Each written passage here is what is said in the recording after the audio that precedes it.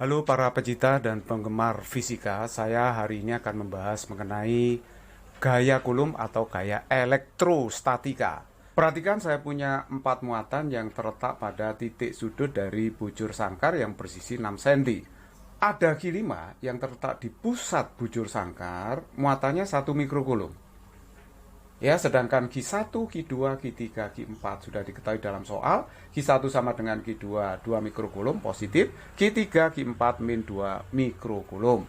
Berapakah resultan gaya Coulomb pada Q5?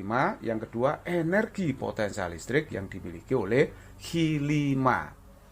Nah, perhatikan baik-baik untuk pertanyaan yang A. Karena ditanyakan resultan gaya Coulomb pada Q5, kita wajib menggambar gaya Coulomb pada Q5 karena interaksinya dengan Q1, Q2, Q3, dan Q4. Jadi harus digambar dulu gaya Coulombnya. Inilah gambar gaya Coulomb yang bekerja pada Q5.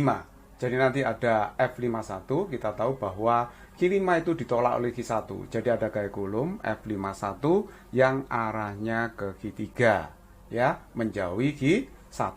Ingat, muatan yang sejenis akan tolak-menolak. Nah, terus kemudian oleh Q2 ini juga ditolak, ada gaya F52. Jadi F52 maksudnya gaya tolak pada Q5 karena muatan Q2. Nah, Q4 ini menarik, jadi kalau begitu ada F54, sedangkan Q3 ini menarik juga, jadi ada F53.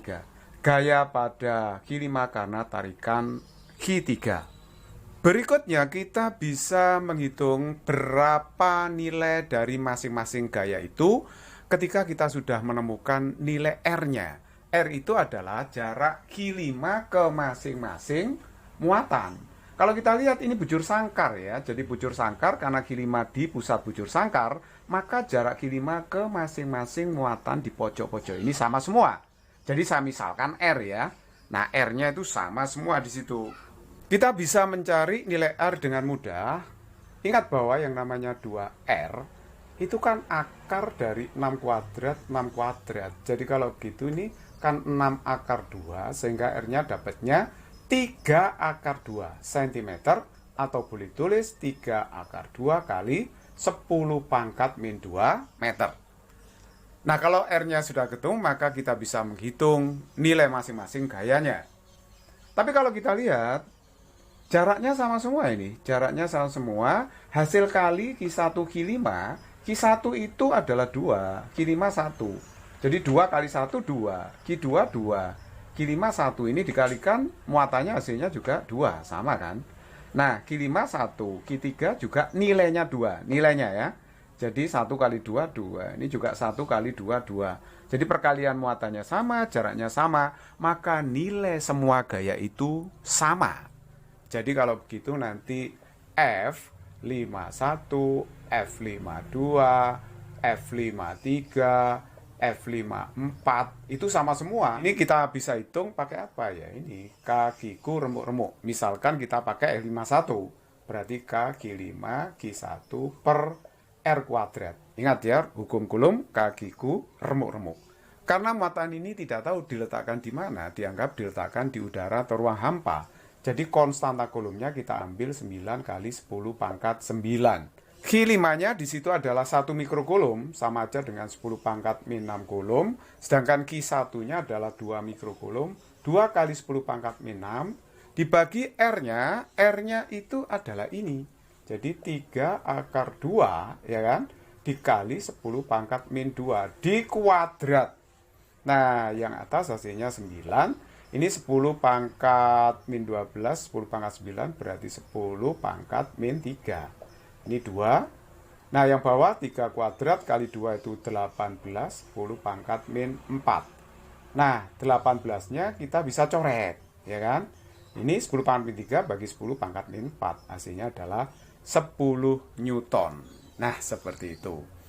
Nah, kalau kita sudah temukan nilai dari gaya-gaya itu, kita tinggal mencari resultanya. Perhatikan, F52 dengan F54 itu vektor sama arah. Jadi kita bisa mencari resultannya. Nah, F resultan yang pertama, ya, yang pertama resultan dari F52 dengan F54. Kita jumlahkan. 10 ditambah 10 berarti 20 Newton. Terus kemudian F resultan yang kedua ya, itu adalah resultan F51 dengan F53. Jadi F51 ditambah F53, jadi ini 10 plus 10, hasilnya adalah 20 Newton. Nah sekarang kita mencari resultan totalnya ya. Kalau resultan totalnya ya berarti akar FR1 dikuadrat F resultan yang kedua dikuadrat, begitu. Nah kita tidak perlu menambahi plus 2 FR1 F2 cos. Jadi suku cosnya nggak muncul karena sudut antara dua vektor ini adalah 90 derajat. Jadi FR1, FR2 itu tegak lurus. FR1 tegak lurus dengan FR2. Jadi vektornya ini saling tegak lurus. Kalau tegak lurus berarti sudutnya kan 90 ya. Nah kalau 90 maka kita tidak perlu memunculkan suku cosnya. Biasanya kan panjang rumusnya gini ya, ada cosnya. Tapi cos 90 itu adalah 0, sehingga suku cosnya nggak muncul. Cukup seperti ini rumusnya. Jadi kita masukkan aja sekarang. FR1 itu adalah 20, nah kuadrat, FR2 adalah 20 kuadrat. Berarti ini hasilnya adalah akar 2 kali 20 kuadrat. Ini sama aja dengan 20 akar 2 Newton. Inilah resultan gaya yang bekerja pada Q5. Nah sekarang kita jawab pertanyaan yang B, energi potensial listrik yang dimiliki oleh Q5. Jadi kalau energi potensial listrik, ingat rumusnya kan K-Q remuk, K-Q per R ya. Kalau gaya Coulomb K-Q remuk-remuk gitu. Oke, sekarang perhatikan di sini bahwa Q5 itu berinteraksi dengan Q1, dengan Q2, dengan Q3, dan Q4. Jadi dia memiliki energi potensial listrik karena berinteraksi dengan 4 muatan yang ada di pojok-pojok bujur sangkar itu. Jadi kalau begitu, EP yang dimiliki oleh Q5 itu adalah interaksinya dengan muatan 1, berarti Q5 kali Q1 dibagi dengan R. Jaraknya kan R itu ya.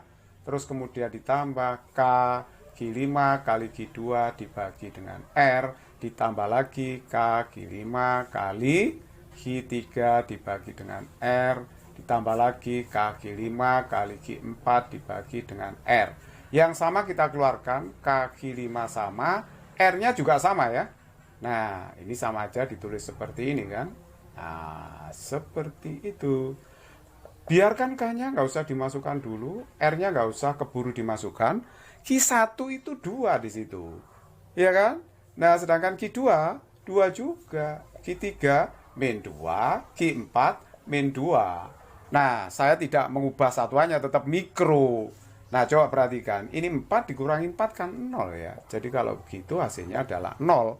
Artinya bahwa muatan Q5 itu tidak memiliki energi potensial listrik.